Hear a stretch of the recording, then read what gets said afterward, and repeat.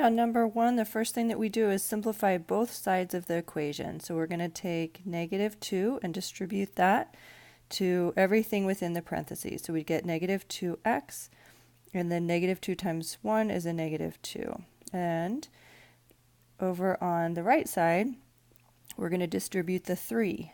Okay, this 5 plus has to wait. So we'd get 3 times 2x is 6x, and then 3 times -5 is -15. Okay, next step is to get all of the x's on one side. So we're going to subtract 6x. And then that would cancel out the x's on the right side. Okay, so let's see what we get. We've got -8x minus 2 equals, oh, let's see, I should clean up the right side. I'm going to combine my numbers here. So 5 minus 15 is -10. That's part of just simplifying both sides, which I forgot to do. Okay, so now we get all the numbers on the other side. So I'm going to add 2 to both sides. And that cancels out the 2 here on the left. And I've got -8x is equal to -8. And the last step is to divide by the coefficient of x. Okay, so we would divide both sides by -8, and we would get x equals 1. All right, and then it's always a good idea to go through and check.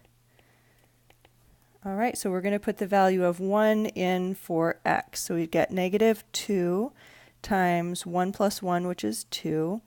And we're checking, is that really equal to 5 plus 3 times 2 times x? So we plug that value of 1 in for x, so 2 times 1 is 2, minus 5.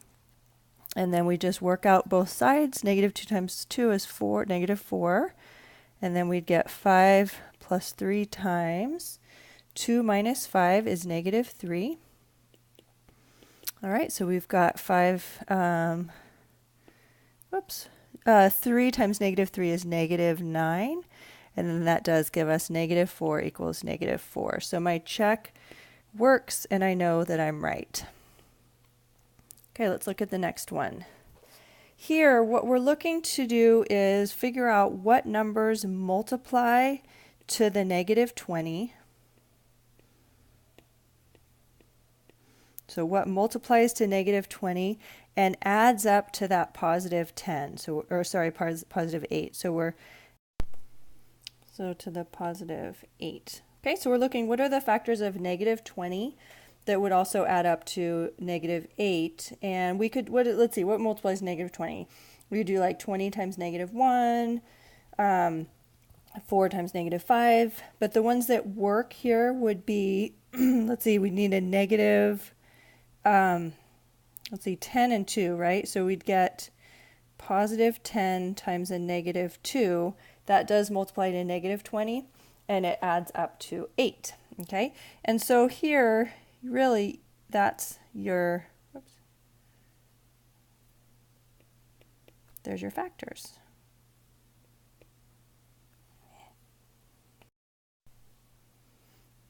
There's your factors. Okay, so really here, let's make that nice and neat and tidy. X plus 10 times x minus 2. And there's the answer. This one we can check as well. So what you would do to check would be you distribute your x. So let's see, x times x is x squared. X times -2 is -2x. And then we would distribute our 10. 10 times x is positive 10x. 10 times -2 is -20, and then you add up your like terms, your x's there, so that would give x squared plus 8, and that should be an x. Okay, so then we would have -2x plus 10x is 8x, and then minus 20. And since that multiplies to the original polynomial that was given up here at the top, then that means that my factorization is correct. So the check shows that that is the right way to factor. Now, for graphing. Whenever you're graphing, you can always make an XY table. And I'm going to show you how to do, I'm going to show you a shortcut, and I'm going to show you how to do it the long way with the XY table. All right, let's keep the good news for the, let's do the shortcut first, and then I'll show you the kind of the longer way how to do this. Okay, shortcut is to look at this, and it is in the form of y equals mx plus b. M is the movement, b is the beginning point. The beginning is the y-intercept. Plot a point right on y equals 6. This horizontal line is the y, horizontal is x, vertical is the y. All right, and then the coefficient of x is the movement from point to point. That's the slope, which is talking about the steepness of the line. So the slope in this case is -1/2, and I give that negative to the numerator. You don't want to give it to both the numerator and the denominator because there's only one negative to deal with. So we've got slope is, we also think of that as the rise over the run. Rise telling you go up or down, run tells you go left or right. Okay, so once you've started at the beginning with your y-intercept, you've got that point. The next step would be to use the slope, go down 1 over 2, down 1 over 2. All right, and then use those points to draw the graph.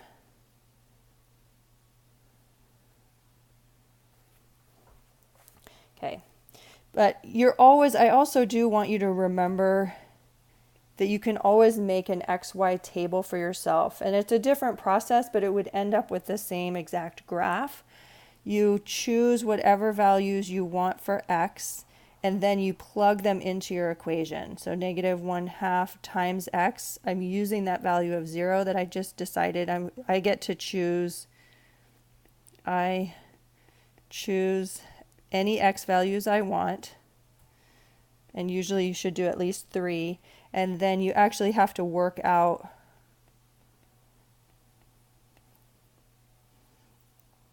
the y values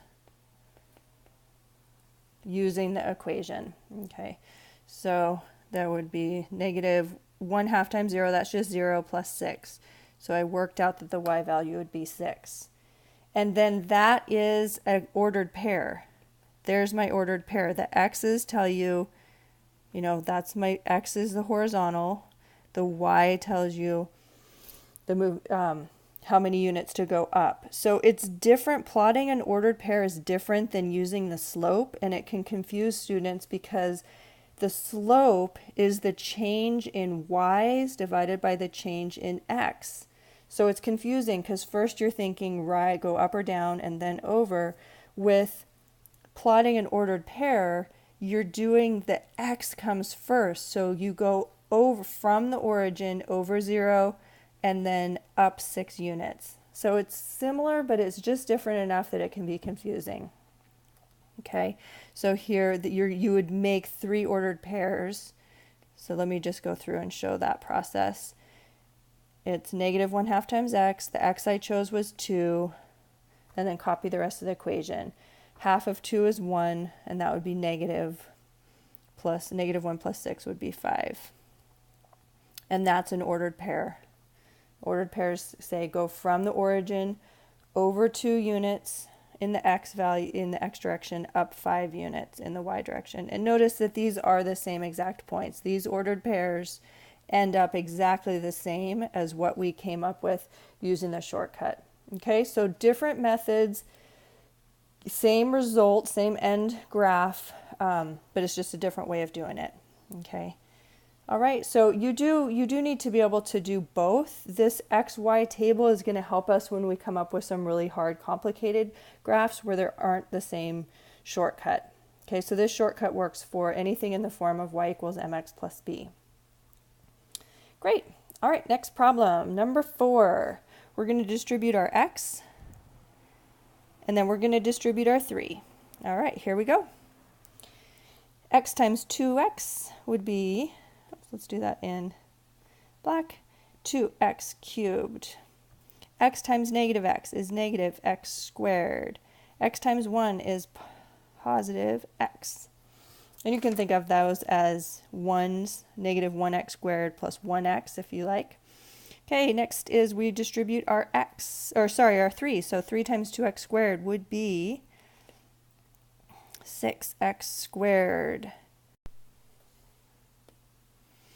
All right, and then 3 times negative x is a negative 3x, and 3 times positive 1 is positive 3. And notice I like to just stack my like terms in columns. Some students like to just put it all out in one row and then combine like terms. Either method is great.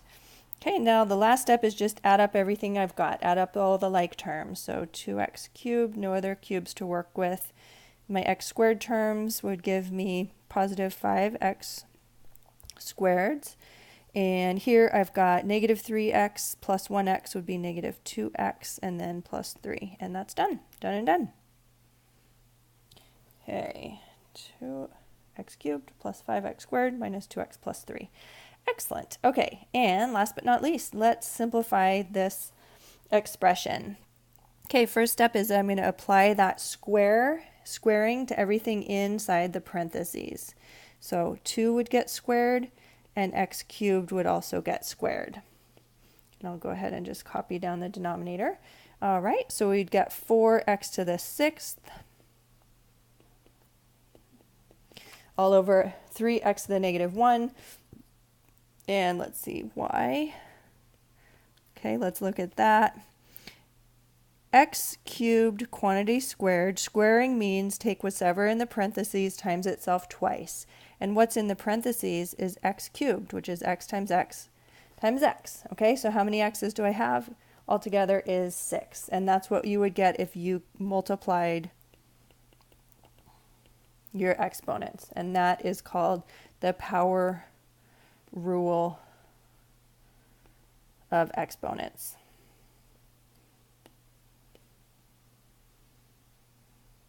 Okay, great. Whoops.